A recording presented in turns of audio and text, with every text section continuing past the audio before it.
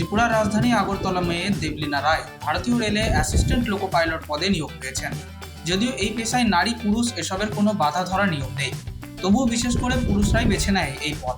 কিন্তু মেয়েরাও যে কোনো অংশে কম নয় তা প্রমাণ করে দিলেন দেবলীনা। তার এই আগ্রহে খুশি পরিবার সদস্য থেকে রাজধানীবাসী। বর্তমান ভারতের অন্যান্য রাজ্যের মেয়েরা ট্রেনের কন্ট্রোল রুম থেকে শুরু করে রক্ষণাবেক্ষণ, এমনকি ট্রেনের লোকো পাইলট হিসেবেও সমান দায়িত্বের কাজ করে আসছেন। এ পর্যন্ত ত্রিপুরা রাজ্য থেকে এই কাজে কোনো মেয়ে যোগ দেয়নি। অবশেষে ত্রিপুরা রাজ্য থেকে প্রথম ট্রেনের লোকো পাইলট হিসেবে কাজ করার নজির তৈরি করলেন রাজধানী আগরতলার রামনগরের বাসিন্দা দেবলীনা রায়। তিনি জানান, 2011 থেকে 2014 সাল পর্যন্ত আগরতলার পার্শ্ববর্তী নরসিংহগড় এলাকার ত্রিপুরা ইনস্টিটিউট অফ টেকনোলজি থেকে ইলেকট্রনিক ইঞ্জিনিয়ারিং বিষয় নিয়ে ডিপ্লোমা পাস করেন। এরপর কলকাতা থেকে 2017 সালে বিটেক সম্পূর্ণ করেন। এরপর থেকেই চাকরির জন্য পরীক্ষা দিতে শুরু করেন।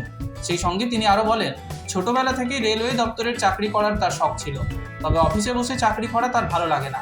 তাই অ্যাসিস্ট্যান্ট লোকো পাইলটের চাকরিতে আবেদন জানিয়েছিলেন এবং অবশেষে তার সেই ইচ্ছা পূরণ হয়। ট্রেন চালাবেন তিনি। খবরটা চাউর হতেই সোশ্যাল মিডিয়ায় উপচে পড়ছে তার ছবি আর শুভেচ্ছা বার্তা। এতটাই যে নিজেই হয়তো ভাবতে পারেননি আগে। রামনগর 7 নম্বর রোডের রণবীর রায় ও চন্দ্রানী ভট্টাচার্যের অ্যাডভেঞ্চার প্রিয় মেয়েটি ভারতীয় রেলের অ্যাসিস্ট্যান্ট লোকো পাইলট হিসাবে নিযুক্ত হয়েছেন। জানালেন, এই ধরনের কাজগুলো এতদিন ছেলেরাই বেশি করত, মনে হতে মেয়েরা কেন পারবে না। বলতে ভুললেন না, ছোটবেলা থেকেই তার স্বপ্ন ছিল ট্রেন চালানোর। এতদিনে সুযোগ এলো।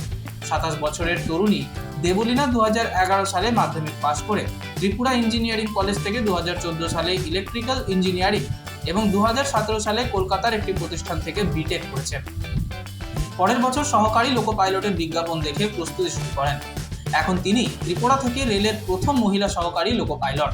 তার ইচ্ছে, ভারতীয় রেলের মতন বিরাট প্রতিষ্ঠানে ত্রিপুরার মেয়েরা আরো বেশি করে নিজেদের যুক্ত করুক।